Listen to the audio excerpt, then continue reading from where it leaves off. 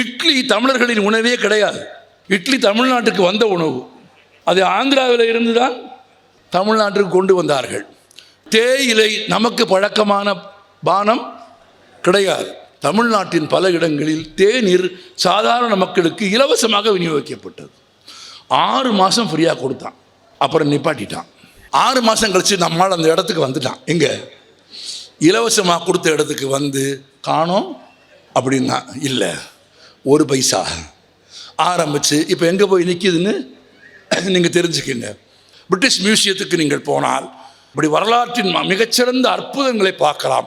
ஆனால் பிரிட்டிஷ் மியூசியத்தில் பிரிட்டிஷ்காரர்களுக்கு சொந்தமானது எதுவும் இருக்காது. It is a British library but nothing British. உலகின் எல்லா நாடுகளிலும் இருந்தும் திருடப்பட்ட, மன்னிக்க வேண்டும், திரட்டப்பட்ட, பாருங்கள் ஒரு சின்ன பிழை வந்து தமிழில் எவ்வளோ தப்பாக போயிடுது பாருங்கள். உலகின் எல்லா நாடுகளிலிருந்தும் உலகின் எல்லா நாடுகளிலும் அவர்கள் ஆண்ட போது திரட்டப்பட்ட எல்லா பொருட்களையும் திரட்டி வைத்திருக்கிறார்கள். அங்கே அவுரங்கசீப்பின் மகள் சஹானாவின் ஓவியம் இருக்கிறது. சஹானா தான் சுடிதாரை உலகின் பெண்களுக்கு அறிமுகப்படுத்தியவர். அதற்காகவாவது பெண்கள் இந்து முஸ்லீம் ஒற்றுமைக்கு போராட வேண்டும் என்று நான் பணிவோடு கேட்டுக்கொள்கிறேன். படிக்காமல் இருப்பதற்கு பெரும்பான்மையானவர்கள் சொல்லுகிற ஒரே காரணம் நேரம் இல்லை. நண்பர்களே, நேரம் இல்லை என்பதை விடவும் மகத்தான பொய் எதுவும் கிடையாது. எதற்கு நேரம் இருக்கிறது என்று கேட்டால், கொடுத்த பணத்தை எவனாவது திருப்பி கொடுக்க வந்தால், அல்லது உங்களுக்கே எவனாவது கடன் கொடுக்க பணம் கொண்டு வந்தால், நேரமில்லை என்று திருப்பி அனுப்புகிற ஒரு ஆளை என்னால் பார்க்க முடியாது. பதறி அடித்து கொண்டு நடுராத்திரியாக இருந்தாலும் வாசலில் போய் நின்று வரவேற்பீர்கள். அப்படியானால் பிரச்சனை நேரம் அல்ல, தேர்வு. கடல் கொண்டது போக, புனல் கொண்டது போக, அனல் கொண்டது போக, வந்தவனெல்லாம் திருடி கொண்டது போனது போக, நம்மாலே கொண்டு போய் ஆத்திர போட்டது போக, கரையான் தின்றது போக, மண் தின்றது போக, இவ்வளவுக்கும் பிறகும் மிஞ்சி இருக்கும் இந்த மொழியின் இலக்கியங்களை படிப்பதற்கு ஒரு வாழ்நாள் போதாது என்றால், புத்தக வாசிப்பு குறைந்து கொண்டே வருகிறது என்ற ஒரு கவலை பலருக்கு இருக்கிறது. உண்மைதான், ஜனத்தொகை பெருகிய அளவிற்கு வாசிக்கிறவர்களின் எண்ணிக்கை பெருகவில்லை. ஆனால் வாசிக்கிறவர்களே இல்லை என்றெல்லாம் சொல்லிவிட முடியாது. வாசிப்பு வளர்ந்து கொண்டுதான் இருக்கிறது. வாசிப்பை வளர்ப்பதற்கான பணியை நாம் தான் செய்ய வேண்டும். அடுத்த தலைமுறைக்கு பாரதியாரை தெரியவில்லை, அடுத்த தலைமுறைக்கு பாரதிதாசனை தெரியவில்லை, அடுத்த தலைமுறைக்கு வள்ளுவனை தெரியவில்லை, கம்பனை தெரியவில்லை. அவர்கள் அலைபேசியிலும் தொலைக்காட்சி தொடர்களிலும் தான் தங்கள் நேரத்தை கழிக்கிறார்கள் என்றால் அது அவர்களது குற்றம் மட்டும் அல்ல. பெரும்பான்மையான வீடுகளில் பெற்றோர்களே குழந்தைகளை படிக்க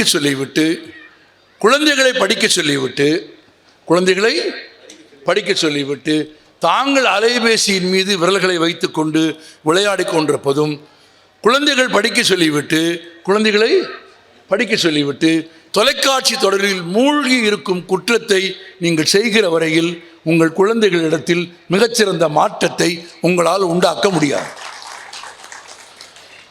தகப்பனும் தாயும் ஆசிரியரும் சுற்றி இருக்கிறவர்களும் என்ன செய்கிறார்கள் என்பதை பார்த்துத்தான், அவதானித்துத்தான் குழந்தை அதை செய்ய தொடங்குகிறது. கிராமப்புறங்களில் ஒரு பழமொழி இருக்கிறது, நான் அதை இந்த மேடையில் சொல்ல முடியாது. மேடையில் சொல்ல முடியாத ஒரு நாட்டுப்புற பழமொழி. முறையாக சிறுநீர் கழிக்காத ஒரு ஆசிரியரை பார்த்த மாணவன் ஓடிக்கொண்டே சிறுநீர் கழிப்பான் என்று ஒரு பழமொழி இருக்கிறது. பழமொழியை பழமொழியாக சொன்னால் ரொம்ப கொச்சையாக இருக்கும் என்பதால் நான் ரொம்ப நேர்மையான வார்த்தைகளில் சொல்கிறேன். ஒரு பொது இடத்தில் முறையாக இயற்கை உபாதையை தீர்த்து கொள்ளாத ஒரு ஆசிரியர் இருந்தார். அந்த ஆசிரியரிடம் கற்கும் மாணவன் வீதிகளில் ஓடிக்கொண்டே சிறுநீர் கழிப்பான் என்று இருக்கிறது. பள்ளிக்கூடம் வீடு போல இருக்க வேண்டும் என்று ஆசைப்படுகிற பெற்றோர்களுக்கு நான் சொல்கிறேன், மிகுந்த பணிவோடு சொல்கிறேன், பள்ளிக்கூடம் வீடு போல இருக்க வேண்டும் என்று ஆசைப்படுகிற பெற்றோர்கள் வீடும் பள்ளிக்கூடம் போல இருக்க வேண்டும் என்று நினைக்க வேண்டும். வீடும் பள்ளிக்கூடம் போல ஆக வேண்டும். எந்த ஒரு வீட்டிலும் 50 புத்தகங்களாவது இருக்கிற ஒரு நூலகம் நிச்சயம் இருக்க வேண்டும். குழந்தைகளை படிக்க சொல்லிவிட்டு நீங்கள் படிக்காமல் குழந்தைகள் படிப்பார்கள் என்று நீங்கள் நம்பினால் அது பிழையானது. நீங்கள் மொபைலை வச்சுட்டு நீங்கள் டிவி பார்க்காம, நான் இன்னும் கூட ஒரு ரகசியம் சொல்லி தருகிறேன். நீங்கள் நடிக்கக்கூட வேண்டாம், நீங்கள் படிக்கக்கூட வேண்டாம், படிக்கிற மாதிரி நடித்தால் கூட போதும். ஆமாம், ஏன்னா நமக்கு இருக்கிற பாசாங்கம் பொய்யும் குழந்தைகளுக்கு தெரியாது. நீங்கள் படிப்பது மாதிரி நடித்தால் கூட போதும். இன்னும் கூட சொல்கிறேன், புத்தகத்தை தலைகீழாக வைத்துக்கொண்டு படிப்பது போல நீங்கள் பாவலா செய்தால் கூட, அட இவன் படிக்கிறானே என்ற அதிர்ச்சியில் குழந்தை படிக்க ஆரம்பித்து விடும். நாம் படிப்பதில்லை. நாம் முன்னுதாரணமான ஒரு வாழ்க்கை சூழலை இந்த சமூகத்தில் உருவாக்கவில்லை. அதுவும் அரசு பணிக்கோ ஒரு வேலைக்கோ ஒரு தொழிலுக்கோ வந்து சம்பாதிக்க ஆரம்பித்ததற்கு பிறகு படிக்காமல் இருப்பதற்கு பெரும்பான்மையானவர்கள் சொல்லுகிற ஒரே காரணம் நேரம் இல்லை. ஆமாம், இறந்த பிறகு சொல்வதற்கான நேரம் என்பது காலம் இல்லை என்பது, இருக்கிற வரை சொல்லுவது நேரம் இல்லை என்பது. காலம் இயற்கை சம்பந்தப்பட்டது, நேரம் நாம் சம்பந்தப்பட்டது. நண்பர்களே, நேரம் இல்லை என்பதை விடவும் மகத்தான பொய் எதுவும் கிடையாது. எதற்கு நேரம் இருக்கிறது என்று கேட்டால், கொடுத்த பணத்தை எவனாவது திருப்பி கொடுக்க வந்தால், கொடுத்த பணத்தை எவனாவது திருப்பி கொடுக்க வந்தால், அல்லது உங்களுக்கே எவனாவது கடன் கொடுக்க பணம் கொண்டு வந்தால், நேரமில்லை என்று திருப்பி அனுப்புகிற ஒரு ஆளை என்னால் பார்க்க முடியாது. ஆமாம், பதறி அடித்துக்கொண்டு நடுராத்திரியாக இருந்தாலும் வாசலில் போய் நின்று வரவேற்பீர்கள். அப்படியானால் பிரச்சனை நேரம் அல்ல, தேர்வு. எதை தேர்வு செய்ய வேண்டும் என்பதுதான் மனிதர்கள் தீர்மானிக்க வேண்டியது. எந்த பாதையில் போக வேண்டும் என்பதுதான் மனிதர்கள் தீர்மானிக்க வேண்டியது. எதை செய்ய வேண்டும் என்பதுதான். ஒரு மொபைல் வருது, எல்லா போனையுமா பேசி விடுகிறோம்? சொல்லுங்க, மனசாட்சி கை வச்சு. எனக்கு தெரிஞ்ச ஒரு நண்பர் பையன்கிட்ட சொல்கிறார், நீ என்ன தப்பு வேணா பண்ணிக்க. இப்படி சொல்கிறதே தப்பு. ஆனால் அவர் ரொம்ப அழுத்த நிறுத்தமாக சொல்கிறார், நீ என்ன தப்பு வேணா பண்ணிக்க, அப்பா கோவிக்க மாட்டேன், நல்ல அப்பாடா. அடுத்த வார்த்தை சொல்கிறார், பொய் மட்டும் சொல்லாத. அது மட்டும் அப்பாவுக்கு பிடிக்காது. அப்பா எல்லா குற்றங்களுக்கும் அனுமதிப்பார், பொய்யை மட்டும் அனுமதிக்க மாட்டார். இதை திரும்ப திரும்ப பையனுக்கு சொல்லிட்டு 10 அடி நடந்து போகிறாரு, ஃபோன் வருது, யாருன்னு பாரு அப்படின்னா அவன் எடுத்து பார்த்துட்டு சித்தப்பாங்கிறான். இல்லைன்னு சொல்லு, முடிஞ்சிச்சு. அங்கேயே கட்டி இருந்த ஆடை காணாமல் போய்விடும். நான் அதற்கு மேல் கூடுதலாக வார்த்தைகளை சொல்ல விரும்பவில்லை. தேர்வுதான். நாம் எதை தேர்வு செய்கிறோம் என்பது, வாழ்க்கையில் எதை தேர்வு செய்கிறோம். நம் முன்னே எல்லாம் கிடக்கிறது, நம் முன்னே என்ன இல்லை. இன்றைக்கு நவீனமான நாகரிகமான உலகத்தில் தூய்ப்பதற்கும் அனுபவிப்பதற்கும் அணிந்து கொள்வதற்கும் பூசிக்கொள்வதற்கும் என்ன இல்லை? எல்லாம் இருக்கிறது. வாசனை திரவியங்களை பூசிக்கொள்வோமா, சாக்கடையை பூசிக்கொள்வோமா? வாசனை திரவியங்களை தான் பூசுவோம். அழுகி போன காய்கறிகளை சந்தையில் போய் வாங்குவோமா, இல்லை 200 கிராம் வெண்டைக்காய் வாங்குவதற்காக 1/2 கிலோயாவது உடைத்து பார்க்க மாட்டோமா? 1/2 கிலோ காயாவது முனி உடைத்து பார்த்து 1/4 கிலோ வெண்டைக்காய் வாங்குவோமே தவிர அழுகிய காயை வாங்குவோமா? தேர்வு இருக்கிறது. ஒரு சிறிய பொருளை வாங்குவதாக இருந்தாலும், ஒரு சிறிய பொருளை நம் தேவைக்கு வாங்குவதாக இருந்தாலும், அதை விட ரொம்ப முக்கியமாக சொந்தமாக உழைத்து சம்பாதித்த காசில் வாங்குவதாக இருந்தால், தேய்த்து பார்த்து, ஒடித்து பார்த்து, பிரித்து பார்த்து, தூக்கி பார்த்து, என்னென்ன செய்ய வேண்டுமோ எல்லாம் பார்த்துத்தான் ஒரு பொருளை தேர்வு செய்கிறோம். அப்படியானால் தேர்வில் கவனமாக இருப்பது தான் வாழ்க்கையை தீர்மானிக்கிறது. ஒரு சமூகம் புத்தகங்களை தேர்ந்தாக வேண்டும். புத்தகங்களுக்கு நூல் என்று தமிழில் பெயர் இருக்கிறது. உண்மையில் அசலாக ஆதியில் புத்தகத்திற்கு நூல் என்று தமிழில் பெயர் கிடையாது. நூல் என்பது பின்னால் வந்த வினையாளனையின் பெயர். அது ஆச்சரியமாக இருக்கிறது. தமிழ் போல ஒரு மொழிக்கு, தமிழ் போல ஒரு மொழிக்கான புத்தகங்கள் இருக்கிறது பாருங்கள். ஒரு சிறிய குறிப்பு சொல்கிறேன், நினைவில் வைத்துக் கொள்ளுங்கள். நான் விரிவாக சொல்லவில்லை, நேரம் கருதி சொல்கிறேன். இந்த உலகத்தில் பேசப்படும் மொழிகள் மட்டும் 19,000 மொழிகள். இந்தியாவில் மட்டும் 6,000 மொழிகள் பேசப்படுகிறது. பேசப்படும் மொழிகள், வெர்னாக்குலர் லாங்குவேஜஸ். 6,000 மொழிகள் பேசப்படுவதாலே தான் பேராசிரியர் அகத்திலிங்கம் இந்தியாவை மொழிகளின் அருங்காட்சியகம் என்று வர்ணிப்பார். India is a museum of languages என்று வர்ணிப்பார். 6000 மொழிகள் பேசப்படுகிற ஒரு நாடு இந்தியா. 19,000 மொழிகள் பேசப்படுகிற ஒரு உலகத்தில் எல்லா மொழிகளுக்கும் எழுத்து கிடையாது. பல்லாயிரக்கணக்கான மொழிகளுக்கு எழுத்து இல்லை. மிக மிக குறைவான 300க்கும் குறைவான மொழிகளுக்குத்தான் எழுத்து இருக்கிறது. அந்த 300க்கும் குறைவான எழுத்திருக்கிற மொழிகளிலும் சொந்தமாக எழுத்திருக்கிற மொழிகள் ரொம்ப குறைவு.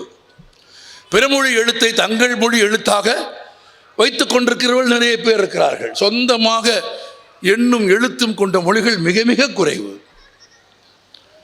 உலகம் பூராவிலும் நீங்கள் தேடி பார்த்தால் ஒரு 60லிருந்து 70 மொழிகளுக்குத்தான் சொந்தமாக மொழி இருக்கிறது, எழுத்து இருக்கிறது, எண் இருக்கிறது. இந்த 60 மொழிகளிலும் உலகம் பூராவிலும் எண்ணும் எழுத்தும் கொண்ட இலக்கணமும் இலக்கியமும் கொண்ட 60 மொழிகளில் 2000 ஆண்டுகளை கடந்த மொழிகள் இந்த உலகத்திலேயே 6 மொழிகள் தான். 19,000 மொழிகள் பேசப்படுகிற உலகத்தில் 2000 ஆண்டுகளை கடந்து இலக்கணம், இலக்கியம், எழுத்து, எண் கொண்ட மொழிகள் 6 மொழிகள் தான். கிரேக்கம், லத்தீன், ஈப்ரு, சமஸ்கிருதம், சீனம். அப்புறம் என்ன? இது கோடிட்ட இடத்தை நிரப்ப தெரியாதா? கோடிட்ட இடத்தை நிரப்ப தெரியுமா தெரியாதா? திரும்ப சொல்கிறேன். உலகின் 2000 ஆண்டுகளை கடந்த மொழிகள் 6: கிரேக்கம், லத்தீன், ஈப்ரு, சமஸ்கிருதம், சீனம், எல்லாம் சேர்ந்து சொன்னாங்க தமிழ். இந்த 2000 ஆண்டுகளை கடந்த மொழிகளில் தொடர்ச்சியும் ரொம்ப முக்கியம். 2000 ஆண்டுகளாகவே தொடர்ச்சியும் தொடர்ந்து பேசப்பட்ட, தொடர்ந்து எழுதப்பட்ட, தொடர்ந்து வாசிக்கப்பட்ட மொழிகள் 2 தான். சில மொழிகளுக்கு இடையில் தொடர்ச்சி இல்லை, சில மொழிகளுக்கு இப்போது தொடர்ச்சி இல்லை. ஆக பார்த்தால் உலகத்தில் செம்மொழிகளே 6 தான். இல்லை, இந்தியாவில் நிறைய இருக்கும் போல தெரிகிறது. இந்தியாவில் நிறைய இருக்கும். இந்தியாவில் ஆட்சிக்கு வர விரும்புகிற மாநிலத்தின் மொழியெல்லாம் செம்மொழி தான். ஆமாம், அரசியல் காரணங்களுக்காக செம்மொழியாவதை உலகின் மொழியில் ஒப்புக்கொள்ள மாட்டார்கள். The philologists in the world has approved only 6 languages. அது இந்திய அரசின் கோட்பாடும் மொழியியல் கோட்பாடும் நேர் எதிரானது.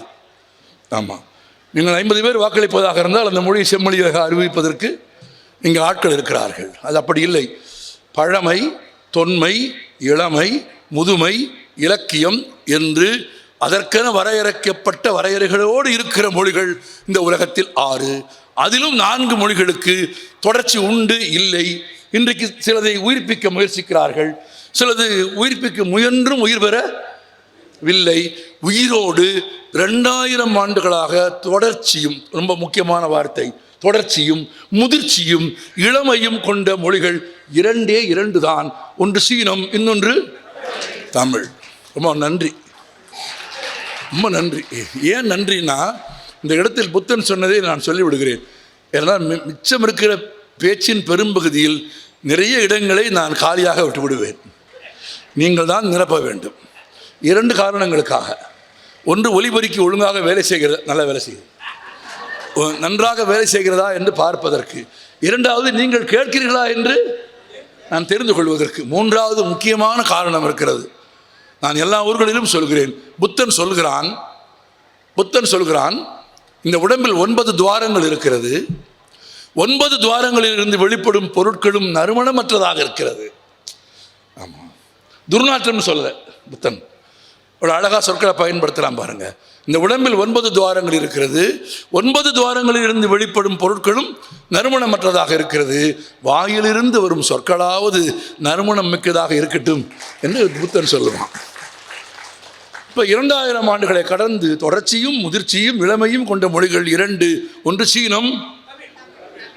நிப்பாட்டிட்டீங்க பார்த்தீங்களா? ஒருத்தர் தான் சொன்னார், அவப்போ ஒருத்தர் தான். சீனம், தமிழ். அப்படி சொல்லுங்க, உற்சாகமாக இருங்க. எப்போ படிக்க ஆரம்பிப்பீங்க தெரியுமா உங்களுக்கு?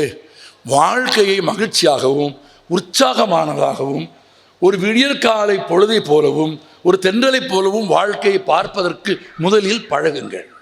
நம்ம இருக்கிற இடமே ஒரு சந்தோஷம். நம்மளை ஒருத்தர் பார்த்தாருன்னா வாங்க வாங்க வாங்க வாங்கன்னு சொல்லணும்.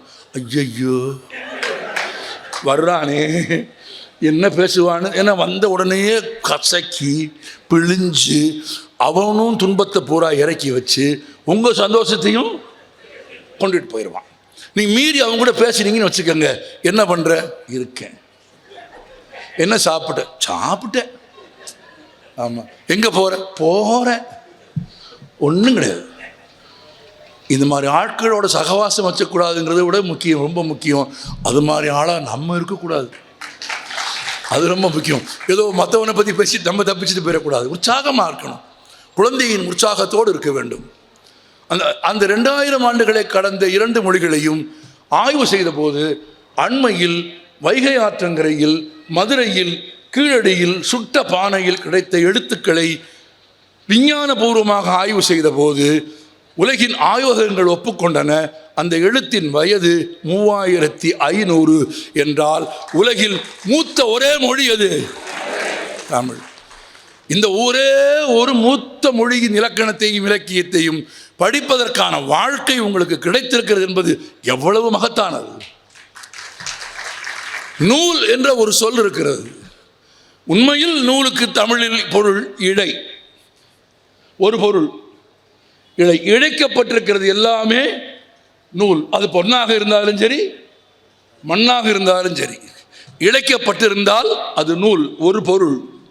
இரண்டாவது பொருள், குறிப்பிடத்தக்க பருத்தி, சணல், கம்பளி போன்றவற்றில் இருந்து இழைகளாக எடுக்கப்பட்டு முறுக்கி சேர்க்கப்பட்டதற்கு இன்னொரு பெயர் என்ன? நூல். இரண்டாவது பொருளா? மூன்றாவது பொருள் நூல். நூல் என்றால் அளவு. சிலை செய்கிற போது, கல் நகர்த்துகிற போது என்ன சொல்லுவாங்க? ஒரு நூல் விலகி இருக்கு. அப்போ நூல் என்கிற சொல் தமிழில் எதை குறிக்கிறது? முதல்ல என்ன சொன்ன? இழை. இரண்டாவது பருத்தியில், கம்பளியில், சணலில் இருந்து எடுத்து முறுக்கி எடுக்கப்பட்ட கயிறு நூல். 2. மூன்றாவது, நூல் என்பது அளவை குறிக்கும். அளவை குறிக்கும். நான்காவது, நூல் என்பது என்ன தெரியுமா உங்களுக்கு? இதுக்கு ஒரு வரலாறு இருக்கிறது. நண்பர்களே, ஒன்று நினைவில் வைத்துக் கொள்ளுங்கள். நாம் அணிந்திருக்கிற உடைக்கு வரலாறு இருக்கிறது. நாம் அணிந்திருக்கிற உடைக்கு ஒரு வரலாறு இருக்கிறது. உண்ணுகிற உணவுக்கு ஒரு வரலாறு இருக்கிறது. இட்லி தமிழர்களின் உணவே கிடையாது. இட்லி தமிழ்நாட்டுக்கு வந்த உணவு. ஆமாம், அது ஆந்திராவில் இருந்து தான் தமிழ்நாட்டிற்கு கொண்டு வந்தார்கள். முதலில் ஆந்திராவிலிருந்து தமிழ்நாட்டிற்கு வந்து கடை போட்ட போது அதன் சுவையில் சாப்பிட்டு மயங்கி சொத்தை எழுதி கொடுத்தவனெல்லாம் எங்கள் ஊரில் இருக்கான். ஆமாம், அந்த அளவுக்கு தேயிலை நமக்கு பழக்கமான பானம் கிடையாது. 1930களில் 35களில் மதுரையில் எனக்கு தெரிய முன்னோர்கள் சொல்லியிருக்கிறார்கள், தேநீர் இலவசமாக தரப்படும்.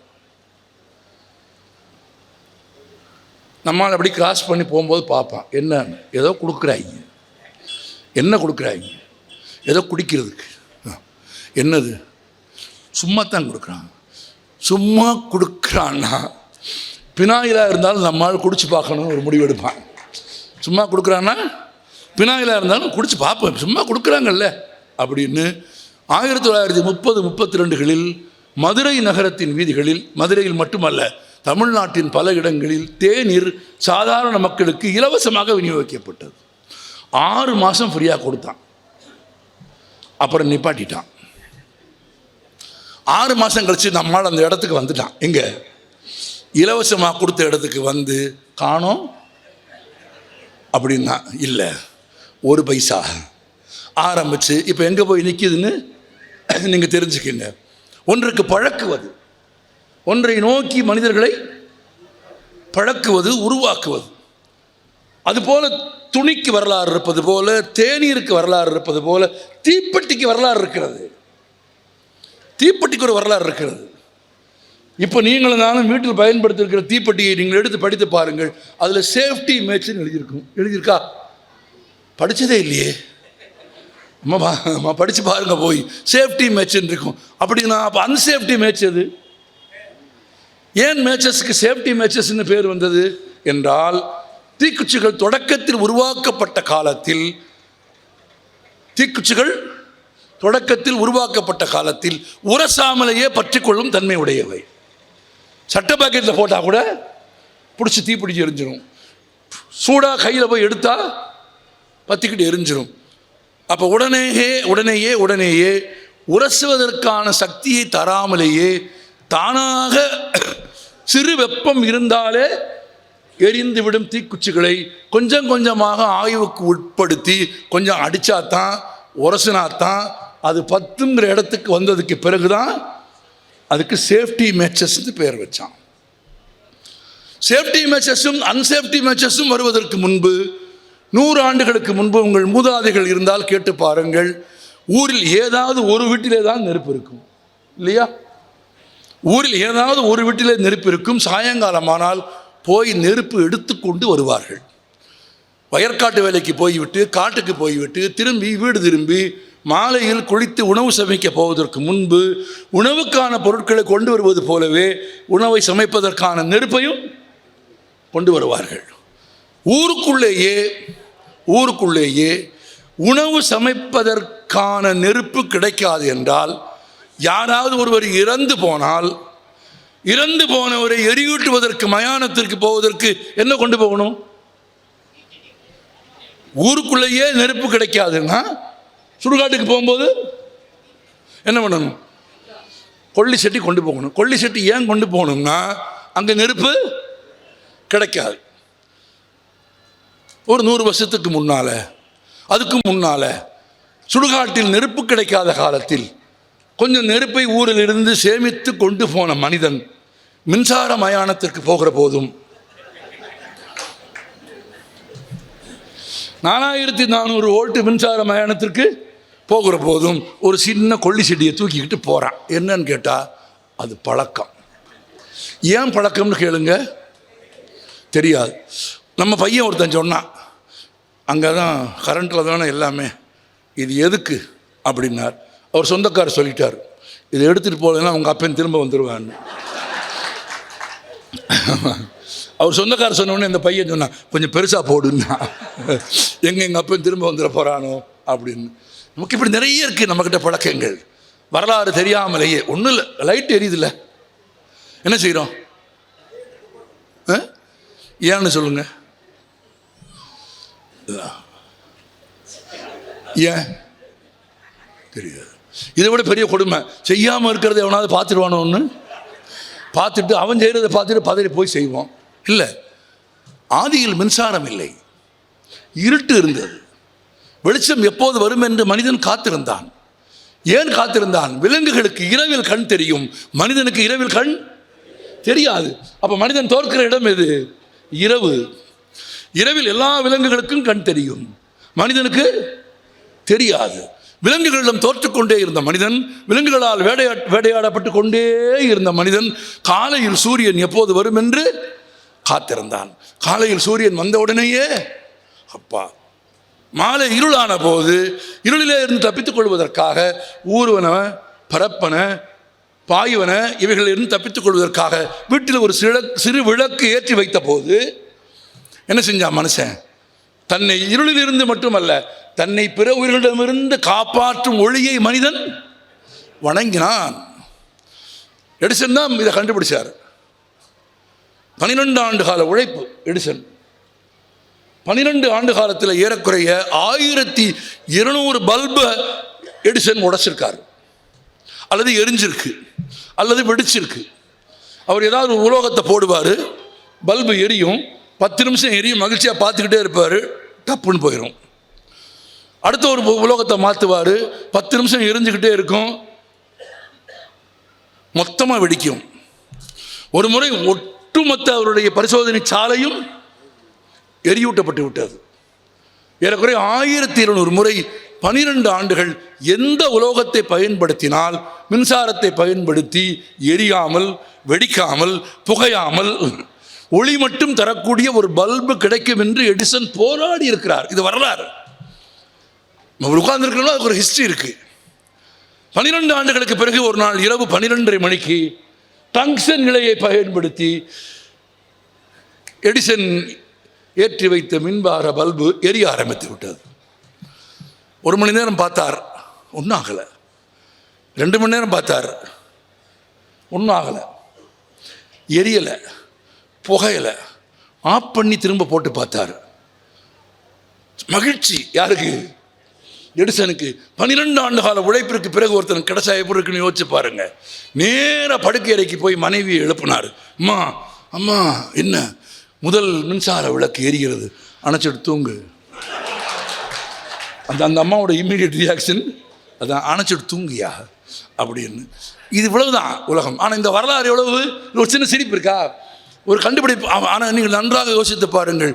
12 ஆண்டுகளுக்கு பிறகு மேசையில் எரிவதற்கு முன்பு முதல் மின்சார விளக்கு எடிசனின் மண்டைக்குள், சிந்தனைக்குள், மூளைக்குள் எரிந்திருக்கும் என்று நீங்கள் ஊகித்தால் நீங்கள் கெட்டிக்காரர்கள்.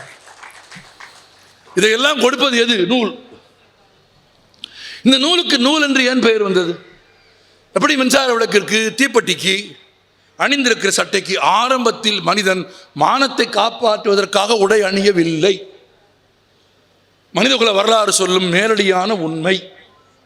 ஆமாம், பைபிளில் கூட ஒரு கதை இருக்கிறது. அறிவின் கனியை சாப்பிட வேண்டாம் என்று கடவுள் சொன்னதற்கு பிறகு கூட சாத்தான் பாம்பு உருவத்திலே வந்து அது சாப்பிடுமாறு சொன்னது. சாப்பிட்ட பிறகுதான் ஆதாமுக்கும் ஏவாளுக்கும் வெட்க உணர்ச்சி வந்தது. பிறகு ஆடை அணிந்து கொள்ள தொடங்கினார்கள் என்று விவிலியத்திலே ஒரு கதை இருக்கிறது. அண்மையில் கூட நான் ஒரு சிறிய துணுக்கு படித்தேன். சட்டை விலையும் பேண்ட் விலையும் துணி விலையும் ரொம்ப அதிகமாகிவிட்ட கவலையில் ஒருவர் எழுதியிருந்தார். கடவுள் பெரிய தவறு செய்து விட்டார் என்று எழுதியிருந்தார். என்ன எப்படி எழுதுகிறாருன்னு படித்தா, ஐரோப்பாவில் ஆதாமையும் ஏவாளையும் கடவுள் படைத்தது தவறு. ஐரோப்பாவில் படைத்ததற்கு பதிலாக கடவுள் ஆதாமையும் ஏவாளையும் சீனாவில் படைத்திருக்க வேண்டும். சீனாவில் படைத்திருந்தால் ஆதாமும் ஏவாளும் ஆப்பிளுக்கு பதிலாக பாம்பையே சாப்பிட்டிருப்பார்கள். யோசிக்கிறான் பாருங்க, பாம்பையே சாப்பிட்டிருப்பார்கள். அவர் பாம்பையே சாப்பிட்டிருந்தால் பழத்தை சாப்பிட்டிருக்க மாட்டார்கள். வெட்க உணர்ச்சிக்கு வந்திருக்காது. என் முன்னோர்களுக்கு ஆடை வாங்க வேண்டும் என்ற அவசியமே வந்திருக்காது. அவர்கள் செய்த ஒரு பிழையால் நான் இவ்வளவு பணம் கொடுக்க வேண்டியிருக்கிறது என்று ஒருவர் எழுதியிருந்தார். மானத்தை மறைப்பதற்கு அல்ல மனிதன் ஆடை அணிந்தது, குளிரிலிருந்து தன்னை காப்பாற்றிக் கொள்வதற்காக, இயற்கையிலிருந்து தன்னை காப்பாற்றிக் கொள்வதற்காகத்தான் மனிதன் ஆடைகளை. அப்போது கூட மனிதன் எதை அணிந்தான்? இலைகளை அணிந்தான், தலைகளை அணிந்தான், மரத்தின் பட்டைகளை அணிந்தான். பிறகு விலங்குகளின் தோல் கிடைத்தது, அவைகளை அணிந்து கொண்டான். பிறகு பருத்தியிலிருந்து, சணலிலிருந்து, இப்படி ஒவ்வொன்றாக ஒவ்வொரு பொருளிலிருந்தும் கிடைத்ததெல்லாம் 20ஆம் நூற்றாண்டின் தொடக்கத்தில் செயற்கை இழை நூல் வந்துவிட்டது இல்லையா? பாலியஸ்டர் வந்துவிட்டது. இன்றைக்கு அந்த இடம் வரை மனிதன் வந்திருக்கிறாங்க என்றால் மனிதன் அணிந்திருக்கும் துணியில், உடையில் ஒரு வரலாறு இருக்கிறது. இன்னைக்கு பெரும்பான்மையான பெண்கள் அணிவது சுடிதார் தானே இல்லையா? ஏன்? சௌரியமாக இருக்கு, வசதியாக இருக்கு. ஆமாம், புடவை பண்பாடு தான், புடவை கலாச்சாரம் தான். ஆனால் இங்கிட்டு கொஞ்சம் இழுக்கணும், இங்கிட்டு கொஞ்சம் இழுக்கணும், அங்கிட்டு இழுக்கணும். இந்த ரோட்டில் போகும்போது, வண்டி ஓட்டிகிட்டு போகும்போது எந்த இடம் திறந்திருக்குன்னு பார்க்குற பேமானிகளின் கண்களிலிருந்து தப்பித்துக் கொள்வதற்கு, காமுகர்களின் கண்களிலிருந்து தப்பித்துக் கொள்வதற்கு சுடிதார் போல சிறந்த உடை எதுவும் இல்லை என்று பெரும்பான்மையான பெண்கள் அதை தேர்ந்தெடுக்கிறார்கள். ஆனால் அது தமிழர்களின் உடை அல்ல. பெரும்பான்மையான இந்திய பெண்கள் சுடிதார் அணிவதற்கு மிக முக்கியமான காரணம், இந்தியாவிலேயே முதலில் சுடிதார் அணிந்தது அவுரங்கசீப்பின் அன்பு மகள். ஆமாம், அவுரங்கசீப்பின் மகளுக்கு தான் நீங்கள்லாம் நன்றி சொல்ல வேண்டும். ஏனென்றால் சுடிதார் என்கிற இரட்டை ஆடை இல்லையா, இரட்டை ஆடை அணிகிற பழக்கம் இந்திய சமூகத்தில் இல்லை, உலகத்திலேயே பெண்களுக்கு இல்லை. ஏனென்றால் இரட்டை ஆடை அணிவது என்பது இழிவானதாக கருதப்பட்ட ஒரு காலத்தில், இன்னும் பகிரங்கமாக சொல்கிறேன், விலை மகிழராக இருக்கிறவர்கள், ஆடுகிறவர்கள், மகிழ்ச்சி ஊட்டுவதற்காக, கிளர்ச்சி ஊட்டுவதற்காக பணக்காரர்களுக்கு முன்னாலும், ராஜாக்களுக்கு முன்னாலும், சுல்தான்களுக்கு முன்னாலும் நடனமாடுகிறவர்கள் தான் இரட்டை உடை அணிவார்களை தவிர பெண்கள் நீண்ட ஒற்றை ஆடை தான் அணிய வேண்டும் என்று இருந்த காலத்தில் தான் குதிரை ஏறி பழக வேண்டும் என்பதற்காக மன்னரோடு பேசி அனுமதி பெற்று முதன்முறையாக அரச குடும்பத்தைச் சேர்ந்த பெண்களும் இரட்டை ஆடை அணிய முடியும் என்று நிரூபித்தவர் அவுரங்கசீப்பின் அன்பு மகள். அவுரங்கசீப்பின் அன்பு மகள் அதற்கு நன்றி தெரிவித்து எழுதிய கடிதம் லண்டனில் இருக்கிறது. அந்த அம்மா எழுதிய கவிதை லண்டனில் இருக்கிறது. அந்த அம்மாவின் படம் லண்டனில் இருக்கிறது. லண்டன் மியூசியத்திற்கு போங்கள், பிரிட்டிஷ் லைப்ரரின்னு சொல்வார்கள். பிரிட்டிஷ் மியூசியத்துக்கு நீங்கள் போனால் இப்படி வரலாற்றின் மிகச்சிறந்த அற்புதங்களை பார்க்கலாம். ஆனால் பிரிட்டிஷ் மியூசியத்தில் பிரிட்டிஷ்காரர்களுக்கு சொந்தமானது எதுவும் இருக்காது. இது யார் எத்தனை பேருக்கு புரிந்தது என்று எனக்கு தெரியவில்லை. ஆமாம், it is a British library, but nothing British. Nothing British. உலகின் எல்லா நாடுகளிலுமிருந்தும் மன்னிக்க வேண்டும், திரட்டப்பட்ட பாருங்கள், ஒரு சின்ன பிழை தமிழ் எவ்வளோ தப்பாக போயிருது பாருங்கள். உலகின் எல்லா நாடுகளிலிருந்தும் உலகின் எல்லா நாடுகளிலும் அவர்கள் ஆண்ட போது திரட்டப்பட்ட எல்லா பொருட்களையும் திரட்டி வைத்திருக்கிறார்கள். அங்கே அவுரங்கசீப்பின் மகள் சஹானாவின் ஓவியம் இருக்கிறது. சஹானா தான் சுடிதாரை உலகின் பெண்களுக்கு அறிமுகப்படுத்தியவர். அதற்காகவாவது பெண்கள் இந்து முஸ்லீம் ஒற்றுமைக்கு போராட வேண்டும் என்று நான் பணிவோடு கேட்டுக்கொள்கிறேன். இப்படி பல வரலாறு இருக்கிறது. அந்த வரலாறுகளில் ரொம்ப முக்கியமான இன்னொரு வரலாறு இன்றைக்கு நம் புத்தகம் தொடர்பாக பார்க்க வேண்டும். நான் உங்களுக்கு சொல்லிவிட்டேன், 3500 ஆண்டுகளை கடந்த மொழி எது? தமிழ். சரி, 3500 ஆண்டுகளை தமிழ் எப்படி கடந்தது? அதுக்கு ஒரு வரலாறு இருக்கணும் இல்லையா? நான் 50 ஆண்டுகளை கடந்து விட்டேன், உங்கள் புத்தக திருவிழா 22 ஆண்டுகளை கடந்து விட்டது என்றால் அதுக்கு ஒரு வரலாறு இருக்கிறது. It's a period. ஆமாம், எப்போது பிறந்தோம் எப்போது இறந்தோம் இருக்கிறது அல்லவா? அப்படின்னா 3500 ஆண்டுகளாக இந்த மொழி எப்படி கடந்து வந்தது? 3500 ஆண்டுகளுக்கு பிறகு இன்றைக்கு நீங்களும் நானும் பார்க்கிற இந்த எழுத்தை, இந்த மொழியை, இந்த புத்தகங்களை நம்மிடம் கொண்டு வந்து கொடுத்தது யார்? அதை யாரெல்லாம் அந்த வேலையை செய்தார்கள் என்று யோசித்தால் அதற்கு ஒரு வரலாறு இருக்கிறது. நண்பர்களே, மொழி என்பது விலங்குகளுக்கு இல்லாத, நன்றாக நினைவில் வைத்துக் கொள்ளுங்கள், விலங்குகளுக்கு இல்லாத மனிதனுக்கு மட்டும் மனிதன் கண்டுபிடித்த மகத்தான அற்புதம். இன்னும் சொல்ல போனால் விலங்கை விட தான் உயர்ந்தவன், விலங்கை விட தான் உயர்ந்தவன் என்று மனிதன் பெருமை பேசிக் கொள்வதற்கு மனிதனுக்கு உதவியாக இருப்பது மொழிதான். மொழி இருப்பதாலே தானே எழுதி வைத்தோம், செடிக்கும் கொடிக்கும் ஓரறிவு, நத்தைக்கும் சங்குக்கும் ஈரறிவு, நண்டுக்கும் வண்டுக்கும் 3 அறிவு, கரையானுக்கு எறும்புக்கும் 4 அறிவு, விலங்குகளுக்கு 5 அறிவு, மனிதனுக்கு எப்படி? சத்தமாக சொல்லுங்க. மனிதனுக்கு 6 அறிவு இருப்பதாக மனிதன் மட்டும்தான் சொல்லிக் கொண்டே இருக்கிறான். இன்னும் ஒரு நாய் கூட அதை ஆமோதிக்கவில்லை. ஆமாம், நானே அதை சொல்லிக் கொண்டிருக்கிறோம் என்றால் நம்மிடத்தில் மொழி இருக்கிறது சொல்லுகிறோம். இன்னும் கூட பல மேடைகளில் சொன்ன ஒரு எளிய உதாரணம், நாய்க்கு நாய் என்று பெயர் வைத்தது யார்? நம்ம தான். பூனைக்கு பூனைன்னு பெயர் வச்சது யார்? மொழி என்பது அதிகாரம். நீங்கள் மொழி கையில் இருந்தால் எல்லாவற்றுக்கும் நீங்கள் பெயர் சூட்டுவீர்கள். யூ வில் நேம் எவ்ரிதிங் என்பார்கள் ஆங்கிலத்தில். ஆங்கிலேயர்கள் இந்தியாவை ஆண்டபோது தெருக்களின் பெயர்களை மாற்றினார்களா? வீடுகளின் பெயர்களை மாற்றினார்களா? ஒவ்வொரு ஆட்சியும் மாறுகிற போது ஊர் பெயரும் திட்டத்தின் பெயரும் மாறுகிறதா? ஏன் மாறுகிறது? மொழியின் மூலமாக அதிகாரம் செலுத்த விரும்புகிறார்கள் மனிதர்கள் என்பதன் அடையாளம் அது. மனிதன் எல்லா உயிர்களின் மீது நாய்க்கு நாயின்னு பெயர் வச்சது நம்ம தான், பூனைக்கு பூனைன்னு பெயர் வச்சது நம்ம தான். என்ன ஒரே விஷயம், நாய்க்கு நாயினும் பூனைக்கு பூனைன்னு நம்ம பெயர் வச்சது நாய்க்கும் பூனைக்கும் தெரியாது. அவ்வளோதான். மொழி இருந்தால் ஒருவேளை நமக்கு பேர் வைக்கும் பொறுப்பை நாய்க்கும் பூனைக்கும் கொடுத்தால் அது அவ்வளோ கௌரவமான பேராக இருக்க வாய்ப்பே இல்லை. ஏன்னா மனிதன் அவ்வளவு மோசமான இடத்துக்கு போய்விட்டான். நான் ஒரு சின்ன உதாரணம் சொல்லுகிறேன். ஒரு மலையில், அது இமயமலையாக கூட இருக்கட்டும், அதற்கு பிறகு வான்வெளியில் ஒரு குறிப்பிட்ட உயரத்திற்கு பிறகு மனிதன் போக முடியுமா? முடியாது. சேர்ந்து சொன்னால் என்ன, நமக்குள்ளே என்ன கௌரவ குறைச்சி, நான் என்ன காசு பணமாக கேட்டேன், பேசுறது திரும்ப சொல்கிறேன். ஆமாம். அப்போ ஒரு குறிப்பிட்ட உயரத்திற்கு மேல் மனிதன் போக முடியுமா? முடியாது. கடலில் ஒரு குறிப்பிட்ட ஆழத்திற்கு கீழே மனிதன் போக முடியுமா? முடியாது. ஏன்? பிராணவாயு இல்லை என்று விஞ்ஞானம் சொல்கிறது. ஆனால் ஒரு அறிஞன் சொன்னான், பிராணவாயு இல்லை என்பது விஞ்ஞானபூர்வமான உண்மை. இன்னொரு உண்மை இருக்கிறது, அதற்கு மேலே போனால் அங்கே வாழுகிற உயிர்களை மனிதன் சும்மா விட்டு வைக்க மாட்டான். இவனிடமிருந்து அவைகளை காப்பாற்றுவதற்காகத்தான் இயற்கை மேலேயும் கீழேயும் ஒரு கோடு போட்டு வைத்திருக்கிறது என்று சொல்லுகிற அளவிற்கு மனிதன் மாறிவிட்டான். நமக்கு மொழி இருக்கிறது. சரி, மொழி யார் கொடுத்தது? ஒரு குறிப்பிட்ட மனிதனா? ஒரு குறிப்பிட்ட ஊர்க்காரர்களா? ஒரு குறிப்பிட்ட சாதிக்காரர்களா? ஒரு குறிப்பிட்ட மதமா? இல்லை. மொழி என்பது ஒட்டுமொத்த தமிழ் சமூகத்தின் கூட்டு உழைப்பில் உருவானது. உங்கள் புத்தக திருவிழா போல. இது நாங்கள் தான் தமிழை கண்டுபிடித்தோம்னு எவனும் சொல்லிட முடியாது. தமிழ் தான் உன்னை கண்டுபிடிக்கிறது. தமிழ் தான் உன்னை கண்டுபிடிக்குமே தவிர தமிழை எவனும் கண்டுபிடிக்க முடியாது.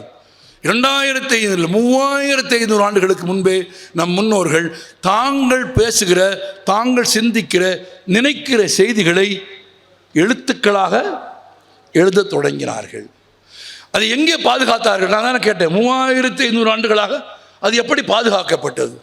தலைமுறை தலைமுறையாக அது எப்படி கைமாற்றி கொடுத்தார்கள் என்று பார்த்தால், 3500 ஆண்டுகளுக்கு முன்பு கீழடியில் வாழ்ந்த மனிதன் தமிழ் எழுத்துக்களை களிமண்ணில் எழுதியிருக்கிறான், சுட்ட மண்பானையில் எழுதியிருக்கிறான். இப்போ ஒருத்தர் சொல்றார், சுட்ட மண்பானையில் எழுதியதால் தமிழர்களுக்கு கல்வி இருந்ததாக பொருள் கொள்ள முடியாது என்று ஒருவர் சொல்லுகிறார். ஆமாம், தமிழர்கள் படித்து விடக்கூடாது என்று ஆசைப்படுகிற எல்லோருக்கும் அப்படித்தான் பொருள் வரும். எல்லோரும் படிக்க வேண்டும் என்று ஆசைப்படுகிறவனுக்கு அவர் சொல்றார், பாத்திர கடையில் போய் பாத்திரம் வாங்குறப்போ பாத்திரத்துக்கு பேர் அடிக்கிறவனுக்கும் பாத்திரம் வாங்குறவனுக்கும் அதில் என்ன எழுதியிருக்குன்னு தெரியுமா என்று கேட்டால், எழுதிய பேரை வாசிக்காமல்லாம் யாரும் பாத்திரம் வாங்கிட்டு போக மாட்டான். சங்க இலக்கியத்தில் 2000 ஆண்டுகளுக்கு முன்பு 49 பெண்பாறு புலவர்கள் இருந்த மொழி இந்த உலகத்தில் தமிழ் ஒன்றுதான். தமிழனுக்கு படிக்க தெரியாது, தமிழர்கள் எல்லோருக்கும் படிக்க தெரியாது என்று சொல்வதால் உங்களுக்கு ஒரு மகிழ்ச்சி கிடைக்கும் என்றால் சொல்லிக் கொள்ளுங்கள். ஆனால் 3500 ஆண்டுகளுக்கு முன்பு சுட்ட மண்பானையில் தமிழை எழுதி காத்தவர்கள் எங்கள் முன்னோர்கள். அப்போ மொழி 3500 ஆண்டுகளாக எங்கிருந்து வருகிறது? முதலில் சுட்ட மண்பானையில் எழுதி வைக்கிறார்கள், பிறகு களிமண்ணில் எழுதி வைக்கிறார்கள், களிமண்ணில் எழுதி வைத்ததற்கு பிறகு கல்லில் எழுதுகிறார்கள். கல்லில் எழுதுவது வெட்டி எழுதுவதால் அது கல்வெட்டு.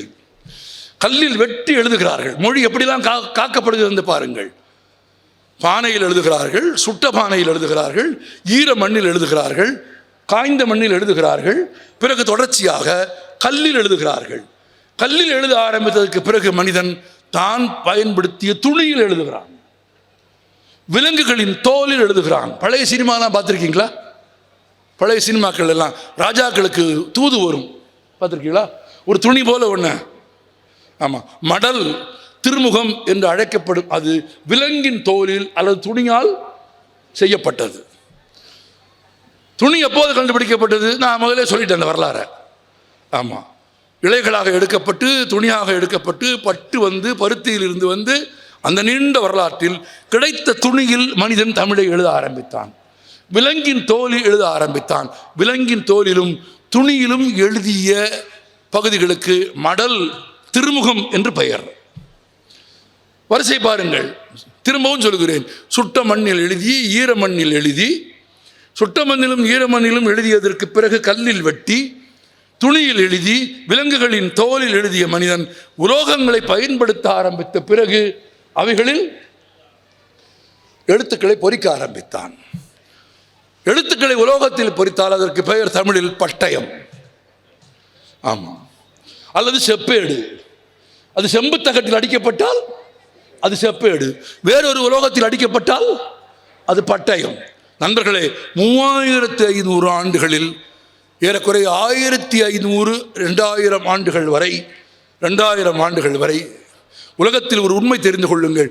கிபி 8ஆம் நூற்றாண்டு வரை, இன்னும் சொல்ல போனால் கிபி 7058ஆம் ஆண்டு வரையில் உலகத்தில் யாருக்கும் காகிதத்தையே பார்த்தது இல்லை. ஆனால் காகிதத்தை முதலில் கண்டுபிடித்தது சீனர்கள். அவர்கள் யாருக்கும் தெரியாமல் ஒழித்து வைத்தார்கள். சீனாவின் ஒரு பகுதிக்கு படையெடுத்து போன 1758ஆம் ஆண்டு கிறிஸ்து பிறந்ததற்கு பின்பு 8ஆம் நூற்றாண்டில் சீனாவுக்கு படையெடுத்து போன அரேபியர்கள் தாலமி யுத்தம் என்று வரலாற்றில் அழைக்கப்படும் அந்த யுத்தத்தில் சீனாவின் ஒரு பகுதியை தோற்கடித்து காகிதம் கண்டறியும் சீனர்களின் முறையை கற்றுக்கொண்டு வந்து உலகம் பூராவிற்கும் காகிதத்தை அறிமுகப்படுத்தினார்கள். அப்போதிலும் உலகத்தின் எல்லா பகுதிகளுக்கும் காகிதம் போய் சேரவில்லை. சீனாவில் இருந்தது, அரேபியாவில் இருந்தது, தமிழ்நாட்டிற்கு வரவில்லை. கல்லிலும் செப்பேடுகளிலும் கல்வெட்டுகளிலும் எழுதி கொண்டிருந்த தமிழர்கள் உலகத்தில் வேறு யாரும் எழுதாத சாதனையாக தங்கள் படைப்புகளை எழுதுவதற்கு பனை ஓலைகளை பயன்படுத்த ஆரம்பித்தார்கள். ஆமாம், பயன்படுத்தப்பட்ட பதப்படுத்தப்பட்ட பனை ஓலைகள். சென்றாயன் என்ற ஒரு நண்பர் அவர் எழுதினார், தமிழுக்கு ஓலை தந்ததால் பனை எப்போதும் நிமிர்ந்து நிற்கிறது என்று எழுதினார். தமிழுக்கு ஓலை தந்தது பனை. அதில் ஆச்சரியம் பாருங்கள், பனை ஓலையினுடைய ஓர பகுதிகளில் அதை எழுதுவதற்கு தமிழர்கள் பயன்படுத்த மாட்டார்கள். ஏனென்றால் காய்ந்து கிடக்கும் பனை ஓலையை நீங்கள் பார்த்தால் ஓரப்பகுதியில் வெடிப்பு இருக்கும். பார்த்துருக்கீங்களா? பனை ஓலை, சரி, பனை ஓலை, காய்ந்திருக்கும் பனை ஓலைகளை பார்த்தால் அதனுடைய ஓரப்பகுதிகளில் வெடிப்பு இருக்கும். ஈரப்பசை விட்டு பனை ஓலையினுடைய ஓரப்பகுதிகள் எளிதில் வெடிப்பு பெற்றுவிடும். எனவே வெடிப்பு பெறுகிற ஓரப்பகுதிகளை எழுதுவதற்கு பயன்படுத்த மாட்டார்கள். பனை ஓலையின் நடு மையத்தில் ஓடுகிற அந்த நரம்பின் இடதுபுறமும் வலதுபுறமும் நெருக்கமாக இருக்கிற பகுதியை மட்டும் வெட்டி எழுதுவதற்கு பயன்படுவார்கள். கன்னியாகுமரி மாவட்டத்துக்காரர்களை கேளுங்கள், நாகர்கோவில்காரர்களை கேளுங்கள், பனை ஓலையின் நடு நரம்பின் இடதுபுறமும் வலதுபுறமும் இருக்கிற பகுதிக்கு பேர் இலக்கு. இலக்கு, இலக்கில் எழுதிய இயமே இலக்கியம். இலக்கில் எழுதிய இயமே இலக்கியம். கல்வெட்டில் எழுதி உலோகங்களில் எழுதிய தமிழர்கள் பனை ஓலைகளை பயன்படுத்தி எழுத ஆரம்பித்தார்கள். பல நூற்றாண்டுகளுக்கு முன்பு தமிழில் எழுதப்பட்ட அனைத்து இலக்கியங்களும் பனை ஓலையில் எழுதப்பட்டவை. ஆனால் தனித்தனியாக எழுதப்பட்ட பனை ஓலைகளை இணைத்து கட்ட வேண்டும் அல்லவா? நூல் என்பது ஒற்றுமையின் அடையாளம். தனித்தனியாக எழுதப்பட்ட பனை ஓலைகளை இணைத்து கட்டுவதற்கு பயன்படுத்தியது நூல். நூலை பயன்படுத்தி பனை ஓலைகளை கட்டி பனை ஓலைகளுக்கு நூல் கட்டு என்று பெயர் வைத்த தமிழன் பின்னாளில் அது அச்சுக்கு வந்தபோது அந்த பெயரையே புத்தகத்திற்கு வைத்தார். புத்தகம் நூல் என்று அறியப்படுவதற்கு காரணம் நூல் கட்டு, நூல் கண்டு இருக்கா? நூல் ஏணி தமிழ் எத்தனை இருக்கு? நூல் ஆம்படை, இழை போல இருப்பதெல்லாம் நூல், சிலந்தி பின்னுவது இழை, நூல் ஆம்படை, நூல் ஏணி, நூல் கண்டு. பனை ஓலைகளை சுருட்டி கட்டுவதற்கு, சேர்த்து கட்டுவதற்கு, இன்னும் உங்களுக்கு அழகான பாஷையில் சொல்கிறேன், இந்து முஸ்லீம் கிறிஸ்தவன் என்று வேறுபாடு இல்லாமல் இந்தியர்கள் ஒற்றுமையாக இருக்க வேண்டும் என்று பாரதியார் விரும்பியது போல எழுதிய ஓலைச்சுவடெல்லாம் ஒன்றாக இருக்க வேண்டும் என்று விரும்பிய நம் முன்னோர்கள் நூல் கொண்டு அதை கட்டினார்கள். ஓலைச்சுவடிக்கு, கட்டப்பட்ட ஓலைச்சுவடிக்கு நூல் கட்டு என்ற பெயர், நூல் கட்டு என்ற பெயர் பெற்று சுவடிகளில் பனை ஓலைகளில் இருந்த எழுத்து புத்தகத்திற்கு வந்தபோது, அது காகிதத்தில் ஏறி அச்சான போது, பனை ஓலையில் மேலே ஒரு பலகை இருக்கும், கீழே ஒரு பலகை இருக்கும், இடையில் ஓலைச்சுவடிகள் இருக்கும், நூல் வைத்து கட்டியிருப்பார்கள். புத்தகத்தில் அப்படி இல்லை. புத்தகத்தில் பனை ஓலைச்சுவடி போலவே முன்னால் ஒரு கடினமான அட்டை, பின்னால் ஒரு கடினமான அட்டை, நடுவில் பனை ஓலை போலவே உதிரியான காகிதங்கள் இணைத்து சேர்த்து நூல் கட்டு என்று ஓலைச்சுவடிக்கு வைத்த பெயரையே புத்தகமான போது நூல் என்று பெயர் வைத்தார்கள். நூல் என்ற பொருளுக்கு தமிழில் 5 பொருள் உண்டு. முதல்ல 4 சொன்ன, இது 5. ஆமாம், முதல்ல சொன்ன 4 என்னன்னு அப்புறமா ஞாபகப்படுத்திக்கங்க. அப்படியானால் 3500 ஆண்டுகளில் தமிழ் எப்படி வந்திருக்கிறது? மண்பானையில் தொடங்கி, ஈரமண்ணில் எழுதி, உலோகத்தில் எழுதி, மாட்டுத்தோலில் எழுதி, விலங்குகளின் தோலில் எழுதி, கல்லில் எழுதி, உலோகத்தில் எழுதி, பனை ஓலையில் எழுதி, இப்போது காகிதத்தில் எழுதி, 3500 ஆண்டுகளுக்கு பிறகு கணினியில் தமிழை ஏற்றி உட்கார வைத்தவர்கள் தமிழர்கள். அப்படியானால் ஒரு சொத்து, ஒரு மொழி, அதன் இலக்கியம், அதன் செல்வம் நம் முன்னோர்களால் 3500 ஆண்டுகளாக காப்பாற்றப்பட்டு உங்களுக்கும் எனக்கும் தரப்பட்டிருக்கிறது என்றால் அது இன்னும் 3000 4000 ஆண்டுகளுக்கு காக்க வேண்டியது யார்? நன்றி. காக்க வேண்டியது யார்? அப்ப என்ன சொல்லலாம்ல, அவ்வளோ தயக்கமா வேற வேணா செய்வான் அப்படின்னு. எப்பவுமே இந்த பொது காரியங்களுக்கு நேர்ந்து விட்டதுன்னே ஒரு 4 பேர் இருப்பான். நம்ம புத்தக திருவிழாவா அந்த ஈஸ்வரன் ஒரு 10 பேர், ஆமாம், திருவிழாவுக்கு நேர்ந்து விட்டது மாதிரி பெரியப்பன் கேபிஜி அவங்க பார்த்துக்குவாங்க. நம்ம வேலை என்ன, வந்துட்டு உட்காந்துட்டு அப்புறம் இந்த கடையில் ஏதாவது கிடச்சா சாப்பிட்டுட்டு ஒரு புத்தகமும் வாங்காமல். போன முறையை விட இந்த முறை லெட்டின் கொஞ்சம் தூரமாக வச்சுட்டாங்க, அதை கொஞ்சம் பக்கத்தில் வச்சுருந்துருக்கலாம் அப்படின்னு ஒரு பெரிய கருத்தையும் பிரச்சாரத்தையும் பண்ணிட்டு இதெல்லாம் நிறுத்திக்கினேன். என்ன, 3500 ஆண்டுகளாக வெவ்வேறு வடிவங்களில் வெவ்வேறு விதங்களில் நம் முன்னோர்கள், இதில் ரொம்ப முக்கியம் பாருங்க, இவ்வளவுக்கு நடுவில் கடல் கொண்டு போனது நிறைய, அனல் கொண்டு போனது நிறைய, புனல் கொண்டு போனது நிறைய. நம்மாலே கொண்டு போய் ஆற்றுல போட்டிருக்கான்.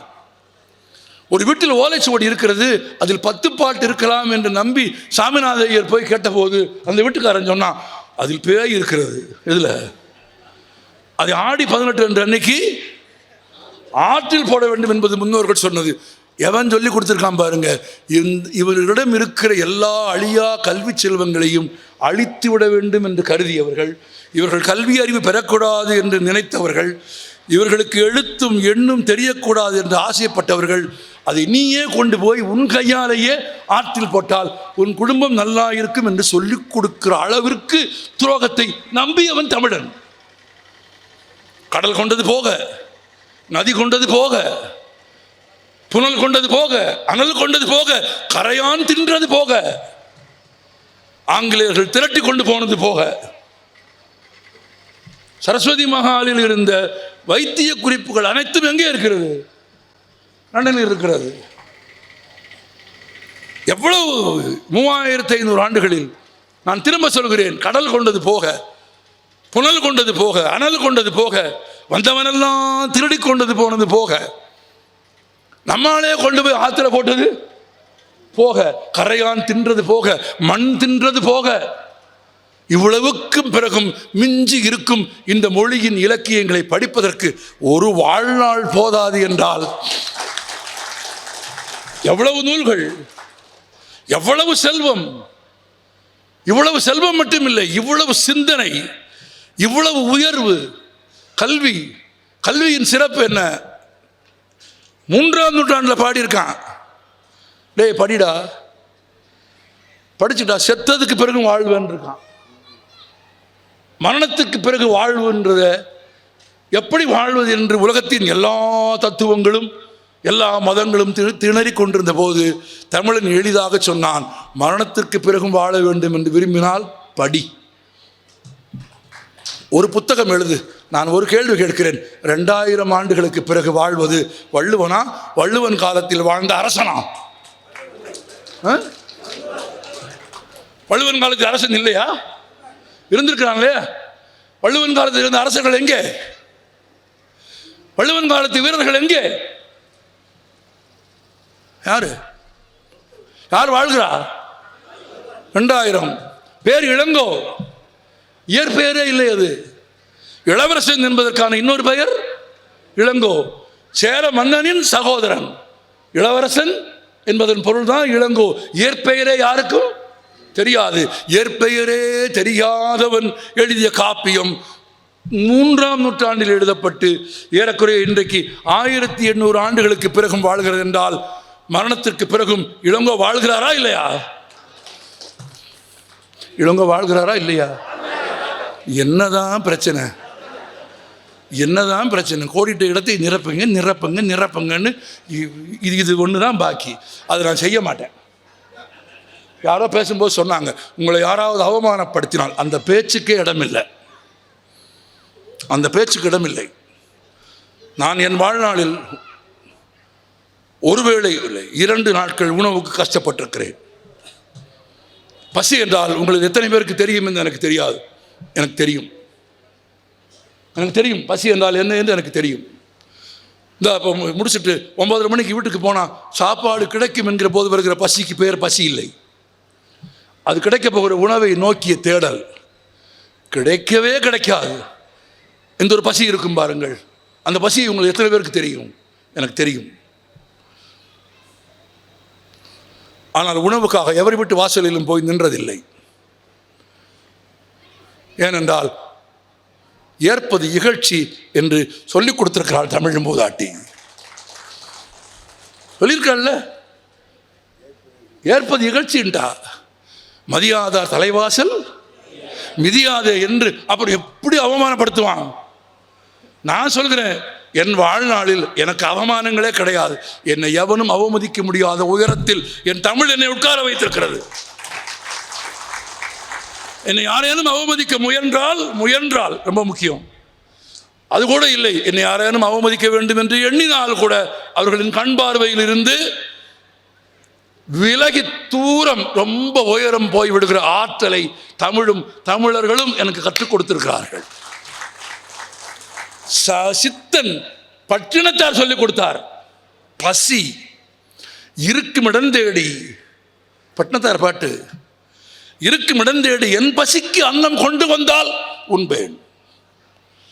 எங்களுக்கு தேடி கொண்டு வந்து இந்தா சாமி சாப்பிடுங்கன்னு கொடுத்தா சாப்பிடுவேன்.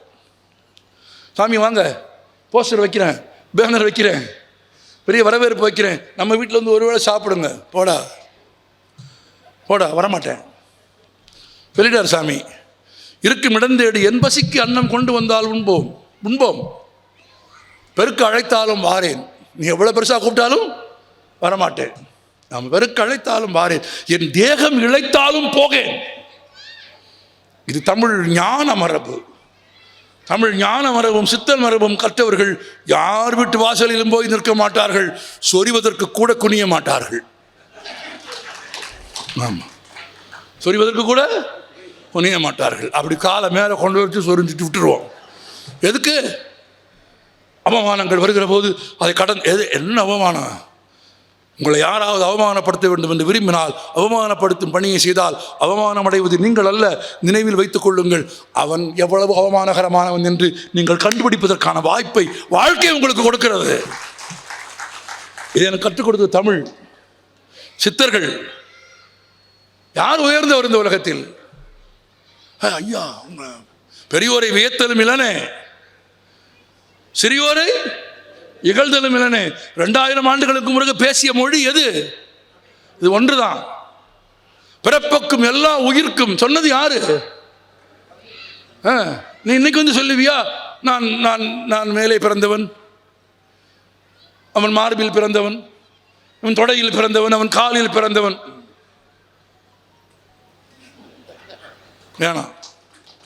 ஆமாம், நான் இன்னும் கூட சொல்கிறேன், தமிழை யாராவது படிக்க வேண்டும் என்று விரும்பினால், தமிழ் கற்றுக்கொள்ள வேண்டும் என்று விரும்பினால், தமிழ் முன்வைக்கும் அடிப்படை அறங்களை ஏற்றுக்கொள்கிறவர்கள் தான் தமிழை கற்றுக்கொள்ள வேண்டும் என்று நான் பணிவோடு தெரிவிக்க விரும்புகிறேன். தமிழ் கற்றுக் கொடுக்கும் அடிப்படை அறங்களை கடைப்பிடிக்காத ஒருவரால் தமிழை கற்க முடியாது. அவர்கள் வாயில் தமிழ் நுழையாது. என் மொழியை பற்றி எனக்கு தெரியும், நுழைந்தாலும் அவர்களால் உருப்படியாக தமிழை பேச முடியாது.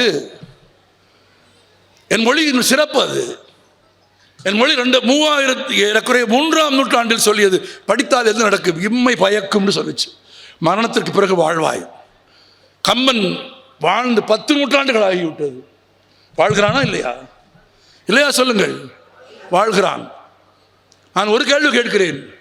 1921ஆம் ஆண்டு செப்டம்பர் மாதம் 12ஆம் தேதி நள்ளிரவு அதிகாலை 1:30 மணிக்கு பாரதியார் காலமானார்.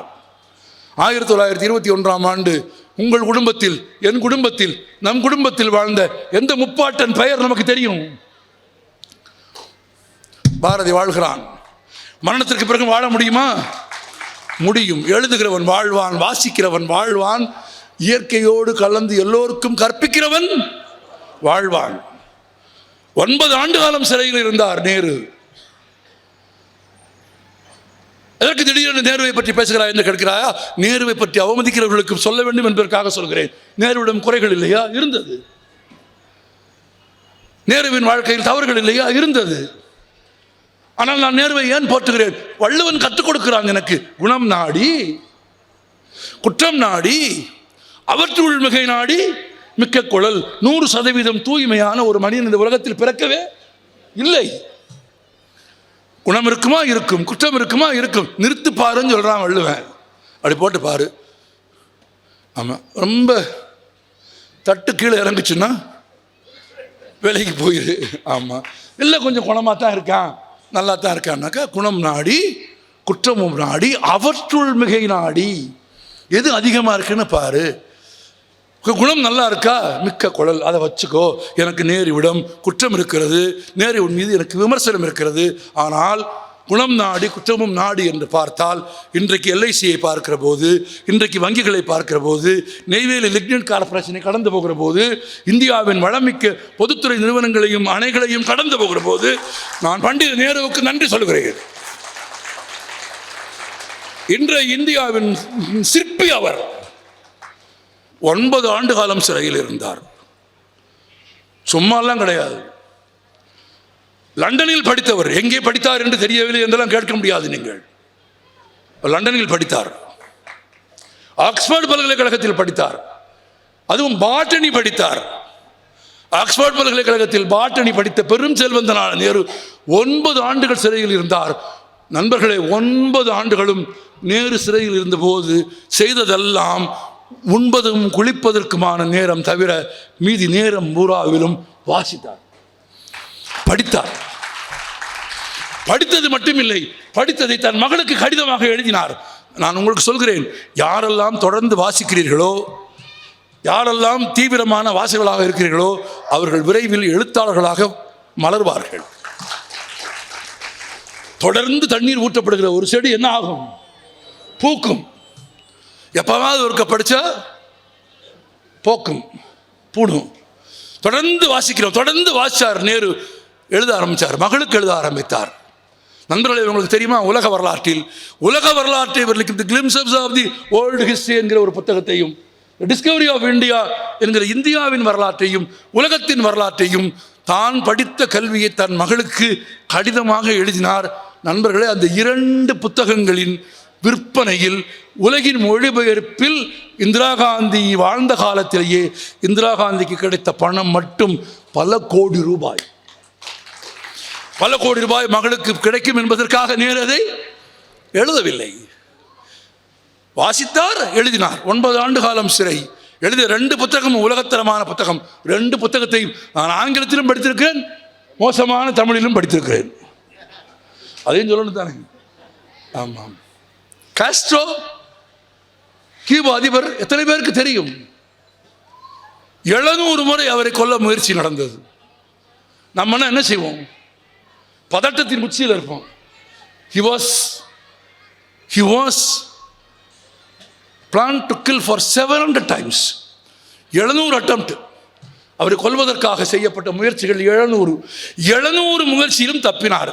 ஒரு பேட்டியில் சிரித்துக்கொண்டே காஸ்ட்ரோ சொன்னார், கொலை முயற்சியிலிருந்து தப்பிப்பதற்கான ஒரு போட்டியை ஒலிம்பிக் வைத்தால், காஸ்ட்ரோ கொலை முயற்சியில் தப்பிப்பதற்கான ஒரு போட்டியை ஒலிம்பிக்கில் சேர்த்தால் என்னை தவிர வேறு யாராலும் தங்கப்பதக்கம் வாங்கவே முடியாது. அதை விட ஒரு மெய்காப்பாளர்கள் சொல்லுகிறார்கள், இன்னும் 2 மணி நேரத்தில் நீங்கள் இருக்கும் இடத்திற்கு தாக்குதல் வந்ததற்கான வாய்ப்பு இருக்கிறது. வான்வழி தாக்குதல் நடக்கும் என்பதால் இந்த 700 தாக்குதல் நடந்த காலத்தில் காஸ்ட்ரோ ஓர் இடத்தில் 2 மணி நேரத்திற்கு மேல் கூட அதிகமாக நிற்க முடிந்ததில்லை. ஆனால் காஸ்ட்ரோ படிப்பதை நிறுத்தவில்லை. நான் வியப்பு பார்த்துக்கங்க. எனக்கு சொல்லும் போதே நம்மெல்லாம் ஒரு சின்ன கஷ்டம்னா, ஒரு பஸ்ஸில் ஒரு நாள் இன்னைக்கு ஒரு நாள் கொல்ல போகிறாங்க, கொலை முயற்சி நடந்துக்கிட்டு இருக்கு, பொட்டி படிக்கலாம் எடுத்துட்டு பாதுகாவலர்கள் வேறு இடத்துக்கு தூக்கிட்டு போகிறாங்க. போகிற வழியிலேயே அவர் படிச்சுக்கிட்டே போகிறாரு. ஒரு ஹெலிகாப்டரில் போகிறாங்க. இது இன்னும் ஆச்சரியமான சம்பவம். ஒரு ஹெலிகாப்டரில் அவர் காப்பாற்றுறதுக்கு அவருடைய நெருங்கிய சகாக்களையும் கூட்டிகிட்டு போகிறாங்க, தப்பிச்சிடலாம் அப்படின்னு. ஹெலிகாப்டர் போய் ஒரு சதுப்பு நிலத்தில் மாட்டிக்குது, சகதிக்குள்ளே மாட்டிடுச்சு, பறக்க மாட்டேங்குது. இவர் ஆளாக ஹெலிகாப்டர்லேருந்து குதிக்கிறார். குதித்து அந்த சதுப்பு நிலத்திலேருந்து நடந்து போய் கொஞ்சம் காஞ்ச ஒரு இடம் இருக்குல்ல, ஒரு மேட்டு, அதில் போய் நின்றுட்டு ஒரு சுருட்டை பற்ற வச்சுட்டு, அவருக்கு சுருட்டு பிடிக்கும், சுருட்டு பற்ற வச்சுட்டு கோர்ட்லேருந்து ஒரு புக்கு எடுத்து வச்சுட்டு படிக்க ஆரம்பிச்சிட்டாரு. கூட வந்தவன் 7 பேரும் ஹெலிகாப்டரில் இருக்கான். ஒருத்தர் எப்போ படிக்கிறான்னு பாருங்க. கூட வந்த 7 பேரும் ஹெலிகாப்டரில் இருக்கான். அந்த 7 பேரில் நம்ம ஒருத்தனாக இருந்தால் என்ன சொல்லுவோம்?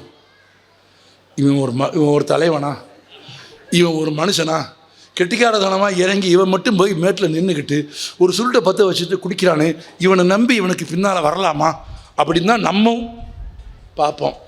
ஆனால் அவன் 7 பேரும் இறங்கி கீழே வந்துட்டான். அவர் குடிச்சிட்டு படிச்சுக்கிட்டு தான் இருந்தார்.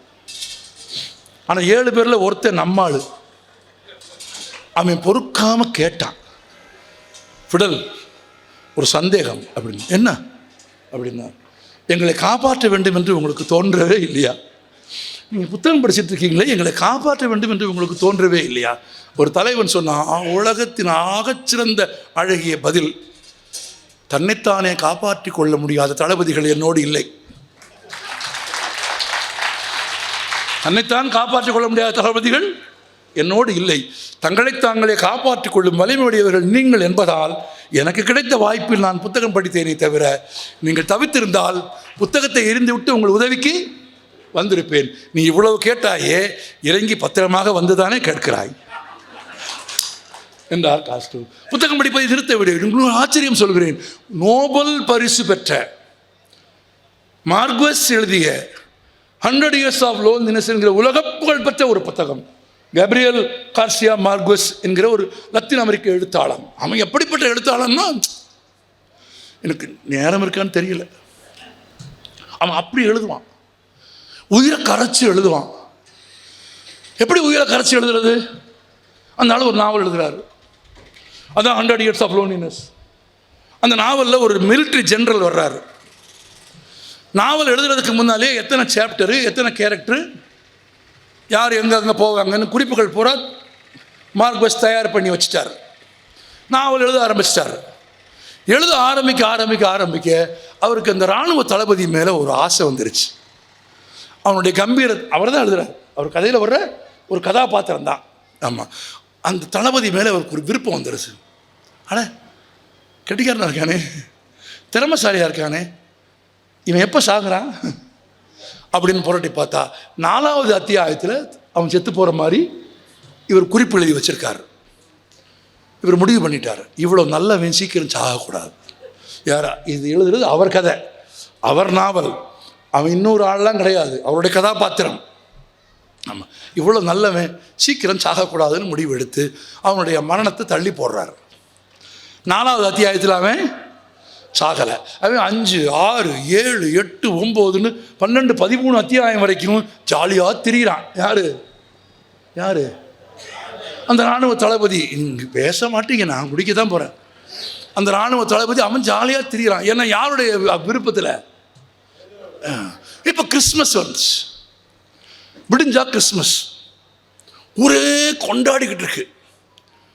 ஆமாம், வெளியில் எங்கோ போயிட்டு வீட்டுக்கு தேவையான சாமான்லாம் வாங்கிட்டு வந்துட்டு மனைவி படுக்க போயிட்டாங்க. மார்க்வெஸ் தன் அறையில் உட்கார்ந்து எழுதிக்கிட்டு இருக்காரு. அது 14வது அத்தியாயம்.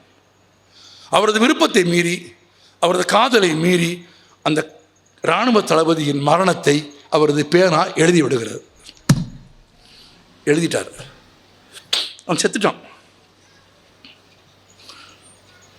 அவரால் அதுக்கு மேலே எழுத முடியல. கூட இருக்கிறவன் செத்து போனாலே போயிட்டானா, எத்தனை மணிக்கு ரைட் அப்படின்னு சொல்கிற ஒரு உலகத்தில் தான் உருவாக்கிய ஒரு கதாபாத்திரம் இறந்து போகிறது. தன்னை மீறி அவர் கை எழுதிருச்சு, பேனாவை கீழே வச்சிட்டார். அவருக்கு கண்ணீர். விடிஞ்சா கிறிஸ்மஸ், ஒரே கொண்டாட்டத்தில் இருக்கு, வெளியே ஒரே வேட்டு சத்தமாக இருக்கு. துக்கமா எந்திரிச்சு படுக்கை அறைக்கு போகிறார். மனிதர்கள் எப்படி வாழ்கிறாங்கன்னு பாருங்க, ரத்தமும் சதையுமா வாழ்கிறாங்கன்னு பாருங்க. மனைவி படுத்திருக்கான், அவங்கள தொந்தரவு பண்ணாமல் மெதுவாக போய் பக்கத்தில் மார்க்வெஸ் படுத்துக்கிறார். கணவர் வந்து படுத்த உடனேயே அவங்க மெதுவாக தோளில் கை போட்டு அவர் மேலே கை போட்டு அவர் அரவணைக்கிறாங்க. அவர் விம்மி விம்மி அழுதுகிட்டு இருக்கார். கணவரை தன் பக்கம் இழுத்து கட்டி அணைத்து கொண்டு தானும் கண்ணீரில் பெருகிய கண்ணீரில் அழுதபடி அவரது மனைவி கேட்டார், கேப்டன் இறந்து விட்டாரா என்று.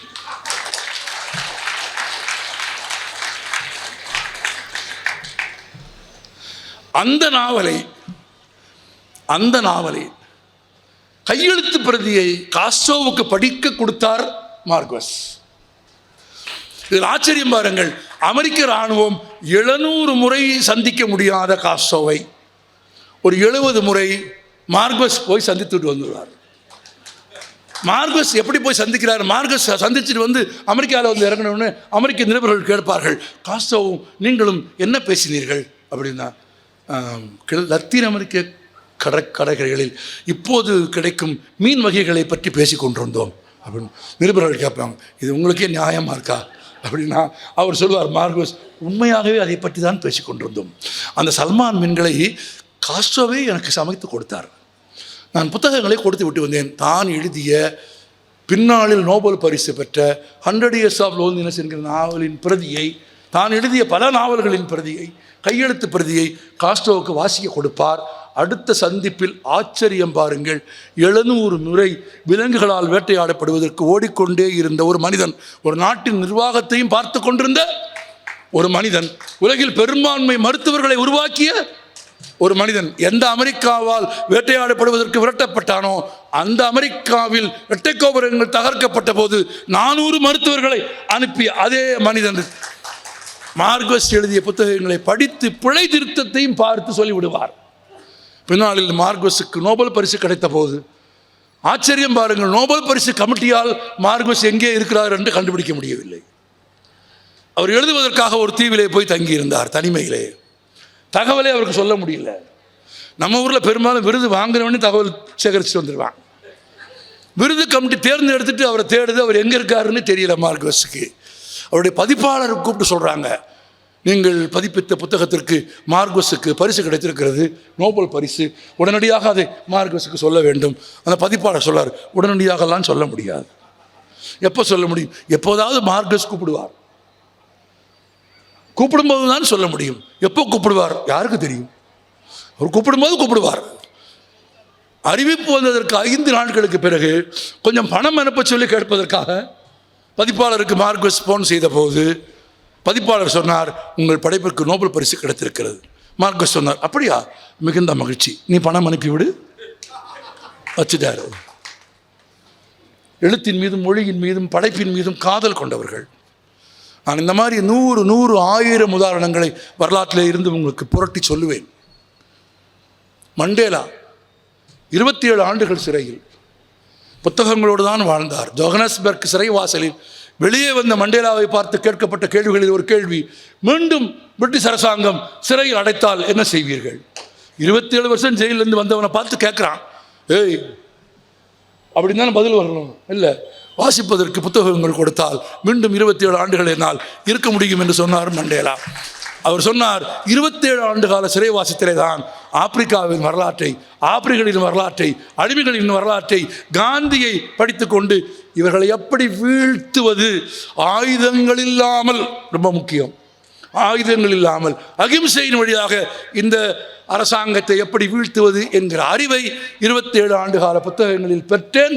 விடுதலையானேன், தென்னாப்பிரிக்காவின் அதிபரானேன். இறந்து போன போது உலகின் 190 நாடுகளின் தலைவர்கள் அவருக்கு அஞ்சலி செலுத்த கூடியிருந்தார்கள். நான் கேட்கிறேன், மண்டேலா சிவப்பா? மண்டேலா அழகா? மண்டேலா என்ன கூர்மையான ரோமானிய நாசியா? மண்டேலா என்ன விதவிதமாக உடை நிறுத்தி திரிந்தவரா? ஒன்றும் கிடையாது. வாசிப்பும் சிந்தனையும் காந்தியமும் அகிம்சையின் வழியான உலக வரலாற்றை படித்த மேன்மையும் அறிவும் மண்டேலாவை இன்றைக்கும் பேச வைக்கிறதா? உங்களுக்கு மண்டேலா என்று சொன்னால் அந்த முகம் நினைவுக்கு வருகிறதா? அப்படியானால் 3ஆம் நூற்றாண்டில் தமிழன் எழுதினான், படித்தால் இம்மை பயக்குமால் இறந்ததற்கு பிறகு வாழ்வாய். அடுத்த வரி எழுதினான் தமிழன், செத்ததுக்கு பிறகு இருப்படா இம்மை பயக்குமால் ஈய குறைவற்றால். படிச்சிட்டியா? எடுத்து 4 பேருக்கு சொல்லு, குறையாது. காசை கொடுத்துட்டா குறைஞ்சிரும், எல்லாமே குறைஞ்சிரும். எது குறையாது? கல்வி. நம்ம கொடுத்தாலும் நிறைவென்று குறைவுறாது. இம்மை பயக்குமால் ஈவ குறைவற்றால். அடுத்த வார்த்தை சொன்னான் நாலடியாரில், தம்மை விளக்குமால். படிச்சின்னா நீ யாருன்னு நீ தெரிஞ்சுக்குவ, இன்னும் உனக்கு புரிய வைக்கும். இம்மை பயக்குமால் ஈய குறைவற்றால் தம்மை விளக்குமால் தாமுலரா கேடுன்றால் தான். என்னடா அதுக்கு அர்த்தம்னு தேடி பார்த்தா, நீ சம்பாதிச்ச பணம் நீ வாழும்போதே போயிடும்ல. நீ சம்பாதித்த உறவு வாழும்போதே போயிடுமா? நீ பெத்த பிள்ளையே உனக்கு முன்னால் செத்து போக மாட்டானா? போயிடாத உன்னை விட்டுட்டு. நீ சம்பாதித்த எல்லாமே இந்த உலகத்தில் நீ ஈட்டிய அனைத்து பொருட்களும் நீ இருக்கும்போதே உன் கண்ணை விட்டு போயிடும். நட்பு போயிடும், காதல் போயிடும், அன்பு போயிடும், பணம் போயிடும், தொழில் போயிடும். போகுமா? எல்லாம் போகும். எது போகாது? கல்வி போகாது. தாமுலரா கேடுன்றால் இம்மை பயக்குமால் ஈய குறைவற்றால் தம்மை விளக்குமால் தாமுலரா கேடுன்றால் எம்மை உலகத்தும் யாம் காணோம் கல்வி போல் மம்மர் அறுக்கும் மருந்து. மம்மர் என்றால் அறியாமை. ஓலைகளை கட்டுவதற்காக சேர்த்த நூலே, வினைக்கு பயன்படுத்திய அந்த சொல்லே பெயர் சொல்லாகி நூல் என்று மாறியது. நூல் என்பது இணைப்பது, நூல் என்பது சேர்ப்பது, நூல் என்பது வேற்றுமையின்றி சேர்த்து கட்டுவது. நிறைய வாசிக்கிறவர்கள், நிறைய படிக்கிறவர்கள் பகைமையற்று இருப்பார்கள். உங்களுக்கு பிறமொழி பகைமை போய்விடும், பிரமத பகைமை போய்விடும். என் தெய்வம் பெரிது உன் தெய்வம் பெரிதில்லை என்கிற இழிவான எண்ணம் வராது. எனக்கு எல்லா தெய்வமும் ஒன்று, எல்லா தெய்வங்களும் ஒன்று. தெய்வங்களுக்குள்ளேயும் சமத்துவம் வேண்டும் என்று விரும்ப வேண்டும், மனிதர்களுக்குள்ளேயும் சமத்துவம் வேண்டும் என்று விரும்ப வேண்டும். நான் படித்த கல்வி எனக்கு கற்றுக் கொடுத்தது பிறப்புக்கும் எல்லா உயிர்க்கும் என்று சொல்லிக் கொடுத்தது. என் நூல் மனிதர்களை இணைத்தது. என் நூல், என் தமிழ் நூல் மனிதர்களை ஒன்றாக இணைத்து சேர்த்து கட்டியது. என் நூல் சொல்லிக் கொடுத்தது. இந்த கையால் சாப்பிடுகிறோம், இந்த கையால் என்ன செய்கிறோம்? கழுவுகிறோம், சுத்தப்படுத்திக் கொள்கிறோம்.